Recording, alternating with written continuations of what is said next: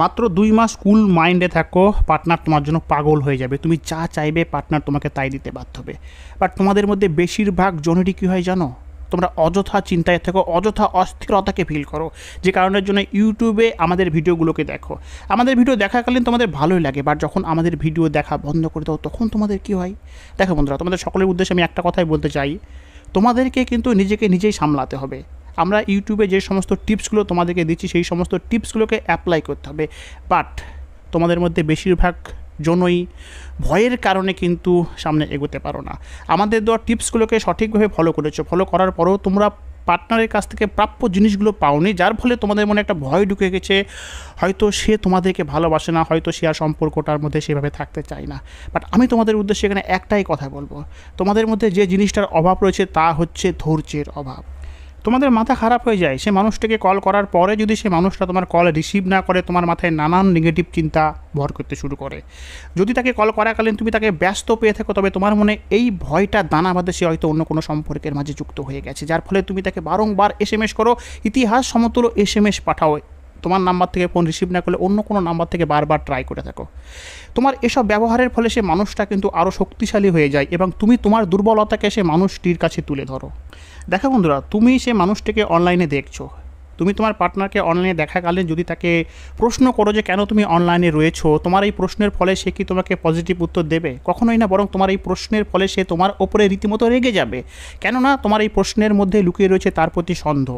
সে কখনো এটা চায় না যে তুমি তাকে সন্দেহ করো। কথা হচ্ছে, যদি তোমার পার্টনার তোমাকে ফাঁকিতে অন্য কারোর সঙ্গে কথা বলতেই চায়, তবে তুমি কি তাকে জিজ্ঞেস করার ফলে কথা বলা থেকে আটকাতে পারবে? সে তো এই আইডি বাদ দিয়ে অন্য কোনো আইডি খুলেও তো অন্যের সঙ্গে কথা বলতে পারে, তাই না? তাহলে এই সমস্ত প্রশ্নগুলো বলার কোনো কারণ হয় না। বাট আমরা নিজেদেরকে কন্ট্রোল করতে পারি না। আমরা সেই মানুষগুলোকে যদি একটু ব্যস্ত থেকে থাকি, তবে কিন্তু আমাদের মনে এই প্রশ্নগুলো এসে দেখে হয়তো সে অন্য কোনো সম্পর্কের মাঝে যুক্ত হয়ে গেছে। তারা যদি সময় মতো ফোন না তুলে, তবে সে আমাদেরকে ইগনোর করছে। সে মানুষটা যদি অ্যাকচুয়ালি ইগনোরই করবে, সে মানুষটা যদি অন্য কারোর সঙ্গে কথাই বলবে, আমাদের ক্ষমতাই নেই সে মানুষগুলোকে আটকানোর। তাই নিজের মনকে নিয়ন্ত্রণ করো। এরকম সিচুয়েশনে আমাকে অনেকে প্রশ্ন করে থাকে যে দাদা, আমরা যদি নিজেদের মনকে কন্ট্রোল করে ফেলি, আমরা যদি নো কন্ট্যাক্টকে ফলো করি, সাইলেন্ট হয়ে যায়, তবে তো সে মানুষটা অন্য কোনো সম্পর্কের মাঝে জড়িয়ে যেতেই পারে। কেননা সে মানুষটা তো সম্পর্কের মাঝে এফর্ট লাগাচ্ছেই না। আমরা যদি আমাদের তরফ থেকে এফর্ট লাগানো বন্ধ করে দিই, তবে তো সেই মানুষগুলো আমাদেরকে ছেড়ে চলে যাবে। দেখো বন্ধুরা, যে যাবার সে এমনিতেই যাবে, তুমি তাকে আটকানোর চেষ্টা করলেও আটকাতে পারবে না। এরই মাঝে অনেকে আবার এমনটা বলে থাকে যে দাদা, আমরা নো কন্ট্যাক্ট রুলসকে সঠিক সময় অবধি সঠিক নিয়মে ফলো করার পরেও কিন্তু তাদের তরফ থেকে পজিটিভ রেজাল্ট পাইনি। তাদের উদ্দেশ্যে একটাই কথা বলবো, তোমাদের মনে এই যে ভয়, যে ভয়ের বিষয়ে আমি ভিডিওর শুরুতেই তোমাদেরকে বলেছি, এই ভয়ের কারণেই কিন্তু তোমরা যতই নো কন্ট্যাক্ট রুলসকে ফলো করো না কেন, তোমাদের এই নো কন্ট্যাক্ট রুলস কিন্তু ন্যাচারাল লাগে না। আমি মনের মাঝে ভয়কে নিয়ে নো কন্ট্যাক্ট রুলসকে ফলো করছি এবং সারাক্ষণ তার কথাই ভেবে চলেছি। 3 দিন হয়ে গেলো, 7 দিন হয়ে গেলো, সে মানুষটা কেন ফোন করছে না, সে মানুষটা অন্য কোনো সম্পর্কের মাঝে জড়িয়ে গেছে কি না। সো তোমার এই ভাবনার ফলে নো কন্ট্যাক্ট রুলস যতই তুমি ভিতর থেকে ফলো করো না কেন, বাহ্যিক দৃষ্টিতে তোমার পার্টনার তোমাকে দেখে বুঝে ফেলে যে তুমি তার সঙ্গে কথা না বলো, তার কথাই স্মরণ করছো, তার কথা চিন্তা করেই ভয়ে রয়েছো। তোমার এই নো কন্ট্যাক্ট রুলস ন্যাচারাল লাগে না। তোমার ব্যবহারের ফলে, তোমার ফেস রিয়াকশনের মাঝে সে মানুষটার কথা ভেবে যে তুমি ভয়ে ভয়ে রয়েছো, সেই বিষয়টা প্রকাশ পেয়ে যায়। দেন সে মানুষটা বুঝে ফেলে তুমি যতই নো কন্ট্যাক্টে থাকো না কেন, তুমি তার কথাই চিন্তা করছো। তোমার এই নো কন্ট্যাক্ট রুলস ন্যাচারাল না লাগার ফলেই কিন্তু তোমরা নো কন্ট্যাক্ট রুলস থেকে অনেকেই সঠিক রেজাল্ট পাও না। এই জন্যই আমি তোমাদের পরামর্শ দিয়েছি, কুল মাইন্ডে থাকো। কুল মাইন্ড কেমন, এই বিষয়ে তোমাদের মনে প্রশ্ন আসতেই পারে। তো ব্যাপার হচ্ছে, তোমার ভেতর যে দুর্বলতা রয়েছে তোমার পার্টনারকে নিয়ে, সেই দুর্বলতাকেই মেরে দাও। এবার তোমরা প্রশ্ন করতেই পারো কীভাবে। একটা মেয়ে আমাকে বলেছিল, দাদা আমার ভালোবাসার মানুষটা, আমার বয়ফ্রেন্ড আমার পেছনে সর্বদাই পড়ে থাকতো, বর্তমানে সে আমাকে প্রচণ্ড অ্যাটিটিউড দেখায়, আমার প্রতি তার সেই ভালোবাসা আর প্রকাশ করে না, অথচ সেই ছেলেটাই একটা সময় আমার পেছনে সর্বদাই পড়ে থাকতো। আমাকে ইমপ্রেস করানোর জন্য কী না করেছে, সারাক্ষণ আমার পেছনে পড়ে থাকতো। আমি কলেজে গেলে পরে কলেজের গেটের বাইরে আমাকে এক নজর দেখার জন্য অপেক্ষার প্রহর গুনতো। আমি কলেজ থেকে বেরোনোর পর, ছুটির পরে আমাকে কলেজে থেকে বাড়ি অবধি বাইকে করে লিফট দিত। আমি প্রাইভেট পড়তে গেলে প্রাইভেটের বাইরে আমাকে পাহারা দিত, যেন আমি অন্য কারোর সঙ্গে কথা না বলি। সারাক্ষণ আমার কথা চিন্তা করতো। আমি তখনই তাকে ফোন করতাম, তখনই সে সমস্ত কাজকর্ম ফেলে দিয়ে আমার ফোনের জন্য আমার কাছে উপস্থিত হতো, এতটাই সে মানুষটা আমাকে ভালোবাসতো।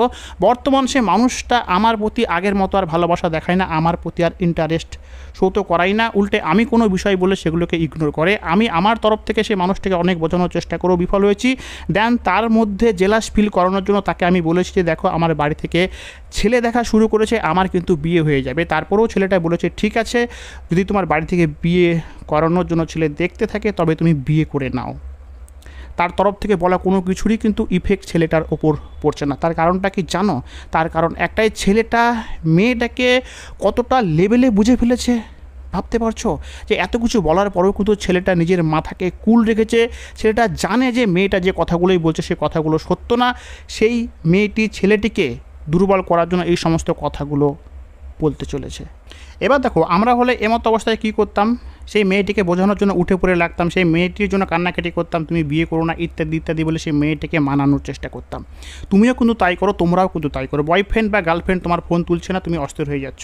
তাকে একটু ব্যস্ত পেলেই তুমি ভেবে নিচ্ছ বা তোমরা ভেবে নিচ্ছ সে অন্য কোনো সম্পর্কের মাঝে যুক্ত হয়ে গেছে। দেখো বন্ধুরা, সে যদি অন্য কোনো সম্পর্কের মাঝে যুক্ত হয়ে যায় তুমি তাকে কখনো আটকাতে পারবে না। আজ এই নাম্বার থেকে সে অন্য কারোর সঙ্গে কথা বলছে, কাল তোমার বলার ফলে সে অন্য কোনো নাম্বার থেকে কথা বলবে। বুঝতে পারছো? অনলাইনে থাকার পরেও সে তোমার মেসেজে রিপ্লাই করছে না, তোমার মনে সন্দেহ জেগেছে সে অন্য কারোর সঙ্গে কথা বলছে। আদতেও যদি সে অন্য কারোর সঙ্গে কথা বলে থাকে তবে এই আইডি বাদ দিয়ে সে নতুন আইডি খুলে অন্য কারোর সঙ্গে ব্যস্ত থাকবে, তুমি বুঝতেই পারবে না। তাই একটা কথা সর্বদা খেয়াল রাখো, সে মানুষটিকে এই সমস্ত কথাগুলো বলে তোমার দুর্বলতা সে মানুষটির সামনে তুলে ধরো না, যার ফলে সে মানুষটি তোমার সঙ্গে এমনই আচরণ করতে থাকবে। তুমি সে মানুষটির কাছে তোমার ভালোবাসা প্রকাশ করবে আর সে মানুষটি তোমাদের সঙ্গে অমানবিক আচরণ করবে, তোমাদেরকে ইম্পর্টেন্ট দেবে না, তাদের কাছে তোমরা অবহেলার পাত্র হয়ে যাবে। তাই নিজের মাইন্ডকে কুল রাখো, যেভাবে এই ছেলেটি একটু আগে যার কথা বললাম নিজের মাইন্ডকে কুল রেখেছিল। যে ছেলেটি একটা সময় মেয়েটার পিছনে সর্বক্ষণ পড়েছিল, আস্তে আস্তে সেই ছেলেটি কিন্তু মেয়েটিকে ভালোভাবে পড়ে নিয়েছিল, বুঝে ফেলেছিল। অনুরূপভাবে তোমাদেরকেও তোমাদের ভালোবাসার মানুষটিকে বুঝতে হবে।